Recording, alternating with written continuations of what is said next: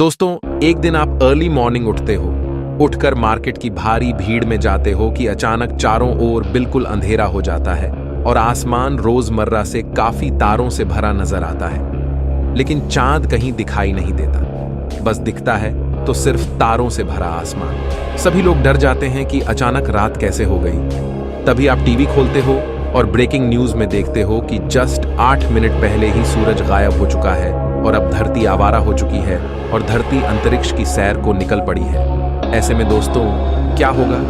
क्या धरती किसी ग्रह या किसी अन्य सूर्य से टकरा जाएगी? क्या धरती पर लाइफ पूरी तरह खत्म हो जाएगी? जानने के लिए वीडियो को पूरा जरूर देखें कि आखिर क्या होगा अगर सूरज गायब हो जाए या धरती से अलग हो जाए। दोस्तों, क्वांटम फिजिक्स का एक फिनोमेनॉन होता है जिसे क्वांटम टनलिंग कहा जाता है, जहां एक पार्टिकल एक हाई एनर्जी बैरियर को पार करने के लिए मिस्टीरियसली डिसअपियर होकर दूसरी पोजीशन पर रीअपियर हो जाता है। मान लीजिए इसी तरह से सूरज अचानक डिसअपियर होकर यूनिवर्स के किसी और कोने में रीअपियर हो जाए, तब धरती का क्या होगा? अचानक सूरज डिसअपियर हो जाता है और हम सब इंसान आराम से धरती पर बैठे अपने कामों में व्यस्त। कोई खेल रहा है, कहीं पार्टी चल रही है, कहीं हजारों की भीड़ सुपरमार्केट के चक्कर काट रही है, कहीं किसी इंसान को कोई लुटेरे लूटने आए हैं कि अचानक अंधेरा हो जाता है, दिन दहाड़े रात हो जाती है, आसमान तारों से भर जाता है, सब डर जाते हैं। लुटेरे भगवान के आगे हाथ जोड़ने लग जाते हैं, हे प्रभु ये क्या हुआ? कुछ लोग इसे भगवान का श्राप मानने लगते हैं, लेकिन आपका साइंटिफिक माइंड तुरंत समझ जाता है कि आज तो सूरज ही गायब हो चुका है। ऐसे में आप लोगों को समझाते हैं कि 8 मिनट पहले सूरज गायब हो चुका है। सूरज की लाइट को धरती तक पहुंचने में 8 मिनट लगते हैं, इसलिए 8 मिनट तक हमें पता ही नहीं चला कि क्या हुआ है। और तब तक गायब होने के बावजूद भी उसकी ग्रेविटी से 8 मिनट तक हमारी धरती बनी। लेकिन अब धरती अंतरिक्ष में रोलर कोस्टर राइड पर निकल चुकी है।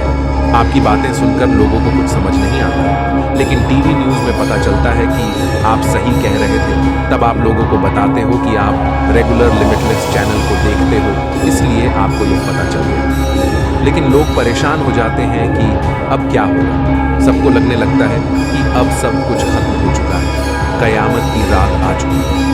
वहीं दूसरी तरफ जिन देशों में पहले से रात थी, उस देश के लोग सुबह उठते हैं तब भी उन्हें रात ही मिलती है। ऐसे में वो भी परेशान हो जाते हैं कि आखिर आज रात खत्म क्यों नहीं हो रही। तभी न्यूज चैनल पर प्रधानमंत्री नरेंद्र मोदी आकर सबको आश्वासन देते हैं कि जहां हो वहीं रहे, भगदड़ न मचाए। वैज्ञानिकों की टीम से बात हो रही है, जल्द ही हम इस समस्या का सॉल्यूशन निकाल लेंगे। पर आपको लगता है कि मोदी जी अभी भी फेंक रहे हैं। लेकिन दोस्तों, फिर आप न्यूज में देखते हो कि वैज्ञानिक बताते हैं कि पृथ्वी 30 किलोमीटर प्रति सेकंड की स्पीड से अंतरिक्ष में आवारा निकल चुकी है। सूर्य कहां फरार हुआ है इसका कोई अता पता नहीं। अब सूरज के दिन दहाड़े गायब होते ही धीरे धीरे धरती का टेम्परेचर कम होने लगता है। अब इंटरनेट भी बंद हो जाता है, क्योंकि सूर्य के गायब होते ही सैटेलाइट कम्युनिकेशन ही डिस्टर्ब हो जाता है। अब उनकी सोलर प्लेट्स बिना सूर्य के एनर्जी प्रोड्यूस नहीं कर पाती। अब अफरा तफरी मच जाती है। लोग सुपरमार्केट से जरूरत का सारा सामान इकट्ठा करने लगते हैं। अब सूरज की लाइट न मिलने की वजह से पृथ्वी पर मौजूद सभी पेड़ पौधे फोटोसिंथेसिस की प्रक्रिया बंद कर देंगे, जिस वजह से प्लांट लाइफ भी खत्म होने लगेगी। साथ ही ऑक्सीजन पैदा होना बंद हो जाएगा। अब हमारे पास पृथ्वी पर ऑक्सीजन लिमिटेड बचेगी, लेकिन चिंता करने की कोई जरूरत नहीं, क्योंकि इसके बावजूद भी पूरी धरती पर इतनी ऑक्सीजन होगी कि सभी जीव अगले 1000 साल तक ऑक्सीजन ले सकते हैं। लेकिन अब 24 घंटे बीत जाते हैं और मात्र 24 घंटों में धरती का टेम्परेचर काफी कम होने लगता है। सब जगह खतरनाक ठंड पड़ने लगती है। इस वजह से हमें कोई अंडरग्राउंड हैबिटेट ढूंढना पड़ेगा जहां सब रह सके। इस समय धरती के अंदर की इंटरनल हीट ही एक नेचुरल सोर्स ऑफ हीट और एनर्जी के रूप में मौजूद है। अब सिचुएशन काफी मुश्किल हो जाएगी। किसी सरकार का इस पर कोई कंट्रोल नहीं रह सकेगा। ऐसे में क्रिमिनल एक्टिविटीज भी बढ़ जाएंगी, जिसके मन में जो होगा वह करने लगेगा। दोस्तों, सूरज के गायब होने से वाटर साइकिल पूरी तरह गड़बड़ा जाएगा। अब समुद्र का पानी इवेपोरेट नहीं होगा बिना सूरज की गर्मी से, जिससे ना आसमान में बादल बनेंगे ना बरसात होगी, और अब नदियां भी नहीं रहेगी। समुद्र का जल स्तर पहले से थोड़ा बढ़ जाएगा। रात के आसमान में चांद की रोशनी भी नहीं रहेगी, जिससे चांद होते हुए भी गायब रहेगा। लेकिन चांद की ग्रेविटी की वजह से लगातार ज्वार भाटा चलता रहेगा। अब 1 महीने में धीरे धीरे टेम्परेचर कम होते होते समुद्र भी अंटार्कटिका की तरह जमने लग जाएगा। अभी तक छोटे छोटे जीव और माइक्रो ऑर्गेनिज्म मरने लगे, लेकिन समुद्री जीवन पर इसका प्रभाव नहीं पड़ेगा, क्योंकि समुद्र के तल पर जियोथर्मल वेंट्स से वहां गर्मी होगी, जिस वजह से समुद्री जीव ज्यादातर उस गर्मी के एरिया में जाने लगेंगे। सूरज की रोशनी और बरसात खत्म होने की वजह से अब सारी प्लांट लाइफ खत्म होने लगेगी।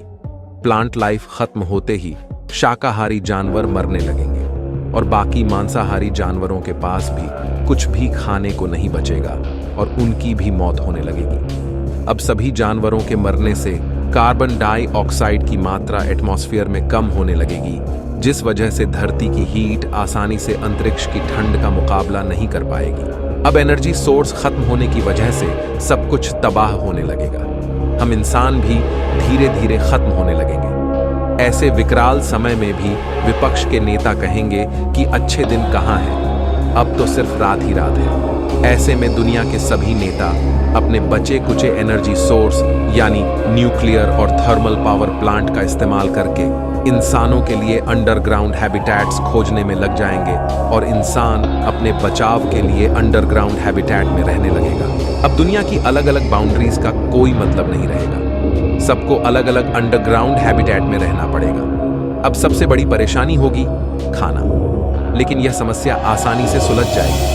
अब इंसानों को ऑलरेडी मरे हुए जानवरों को प्रिजर्व करके रखना होगा ताकि उनके मीट को खाकर लोग जिंदा रह सकें। अगले 100 सालों में धरती पूरी तरह बर्फ से ढक चुकी होगी। बड़ी बड़ी बिल्डिंग्स, चीन की दीवार, पिरामिड सब बर्फ में दफन हो जाएंगे। अब तक धरती की 90% प्रजातियां खत्म हो चुकी होंगी और काफी एक्सट्रीम ठंड में लाखों इंसान भी मर चुके हैं।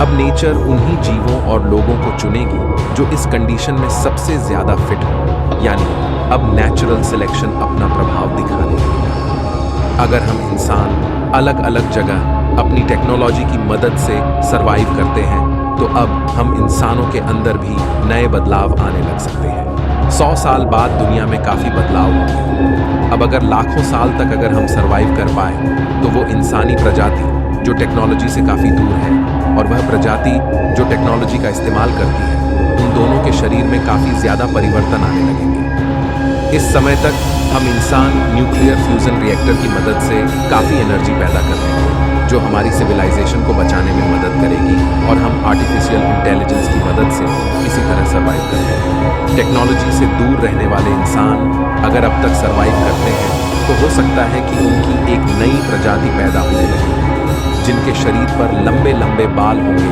रीछ और भालू की तरह, जो आइस एज में रहना सीख लेंगे।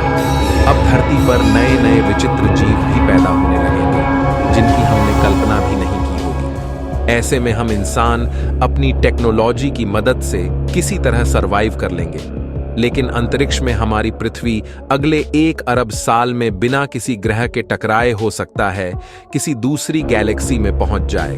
तब तक यह पृथ्वी अंतरिक्ष में घूमता हुआ एक बर्फ का गोला होगी। पर मान लीजिए तभी अचानक से क्वांटम टनलिंग की वजह से सूरज अचानक प्रकट हो जाए, तब भी बर्फ से ढकी पृथ्वी को वापस सही होने में कई लाख साल लग जाएंगे। अब अगले लाखों सालों में पृथ्वी पर फिर से आज की तरह दुनिया चलने लगेंगी, लेकिन तब ये सारी बिल्डिंग्स, बड़ी बड़ी इमारतें, हमारी सारी प्रॉपर्टीज के मालिक सब मर जाएंगे। तब यह सब किसका होगा? कौन इसका मालिक होगा? यह कोई नहीं जानता। तो भाई लोग, सूरज ऐसे कभी गायब नहीं हो सकता, लेकिन सूर्य लाइफ के लिए कितना इंपॉर्टेंट है ये हम जान चुके हैं। पर हाँ, यह भी संभव है कि सूर्य के बिना भी धरती की लाइफ सरवाइव कर सकती है, बशर्ते उसे इवॉल्व होना पड़ेगा। क्योंकि पृथ्वी पर अब तक 5 बड़ी महाप्रलय आई है, जिसने धरती पर लाइफ को लगभग खत्म कर दिया था, लेकिन फिर भी लाइफ पूरी तरह खत्म नहीं हुई और नए रूपों में आती गई। तो दोस्तों आपको क्या लगता है सूरज के बिना लाइफ चल पाएगी? कमेंट में जरूर बताएं। मैं मिलता हूं आपसे अगले वीडियो में, तब तक के लिए ब्रह्मांड में घूमते रहिए।